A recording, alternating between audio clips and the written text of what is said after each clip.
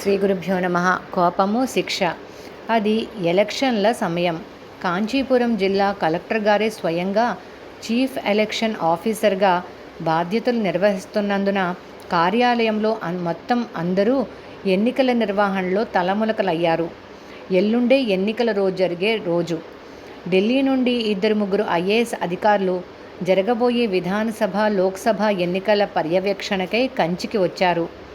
అందులో ఒకరు చాలా నిఖార్సైన వ్యక్తిత్వం కలవారు మరియు చాలా కోపిష్టి కూడా. వారు వేరే రాష్ట్రం వారు కావడం వల్ల వారికి తమిళం రాదు. నేను తహసీల్దార్ కావడం చేత వారి బస మరియు బాగోగులు చూడటం నా కర్తవ్యం. వారిని కలిసిన కొద్దిసేపటికి వారి గుణగణాలను అంచనా వేయగలిగాను. ఆయన భార్యా పిల్లలతో సహా రావడం చేత వారికి ప్రభుత్వ ట్రావెలర్స్ బంగ్లాలో సకల సౌకర్యాలతో వారికి విడిది ఏర్పాటు చేశాము.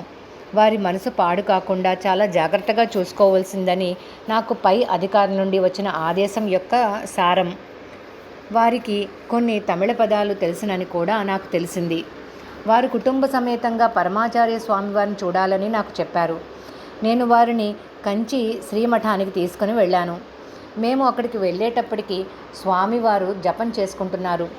శ్రీమఠం సేవకులు ఒకరు అక్కడ నేలపై ఉన్న ఒక జంఖానా పరిచి ఉంచారు. ఆ అధికారి కుటుంబ సమేతంగా దానిపై కూర్చున్నారు. నేను వారి పక్కనే నిలబడి ఉన్నాను.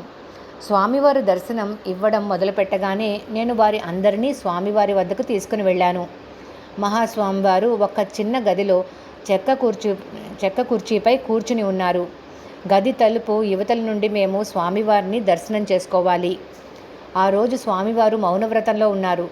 చేతి సైగలతోనే కొన్ని ప్రశ్నలను అడిగి ఆ ఆఫీసర్ కుటుంబాన్ని ఆశీర్వదించి ప్రసాదం ఇచ్చి పంపించారు. సరిగ్గా అదే సమయంలో కోపిష్టి యువకుడైన ఒక మఠం ఉద్యోగి అరవడం మొదలుపెట్టాడు.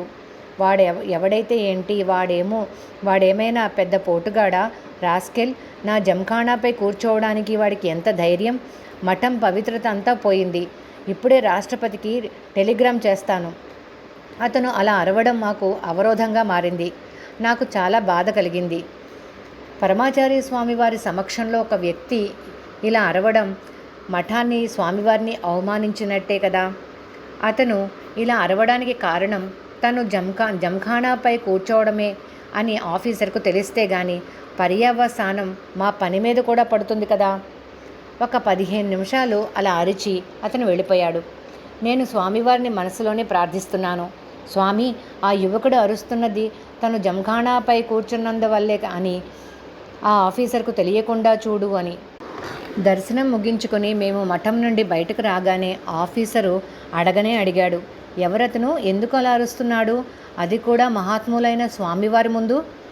నేను తెలివిగా చిన్న అబద్ధం చెప్పి తప్పించుకున్నాను. ఆ రోజు పౌర్ణమి కదా, ఆ యువకుడికి కొంచెం చిత్తభ్రమ ఉంది కాబట్టి అతను అలా ఎవరో ఒకరిపై అరుస్తూ ఉంటాడు అని. ఓహో అలాగా, నువ్వు ఈ విషయం ముందే చెప్పి ఉంటే అతని కోసం కూడా మనం స్వామివారిని ప్రార్థించేవారం కదా అని తన ఔదార్యాన్ని చాటుకున్నాడు ఆఫీసర్. క్రమశిక్షణకి, కట్టుబాట్లకి మారుపేరైన మహాస్వామివారు ఈ అరుపులు విన్నారు. ఆ రోజు దర్శనానికి వచ్చిన వారందరూ వెళ్ళిపోగానే ఆ యువకుడిని పిలిచి మందలించడమే కాకుండా 3 రోజుల పాటు మఠంలోకి రాకూడదని చెప్పారు. వేరొక సేవకుని ద్వారా నాకు ఈ విషయం తెలిసింది. తప్పు చేసిన వాడు ఎంతటి మేధావి భక్తుడు అయినా అనాగరికులుగా కోపంతో ప్రవర్తిస్తే వాళ్ళకి శిక్ష తప్పదు. టిఎస్ కోదండ రామశర్మ మహాపెరియవళ్ దర్శన అనుభవంగళ నుండి సేకరించబడింది. అపార కరుణా సింధుం జ్ఞానదం శాంతరూపిణం శ్రీ చంద్రశేఖర గురుం ప్రణమామి ముదాన్వహం.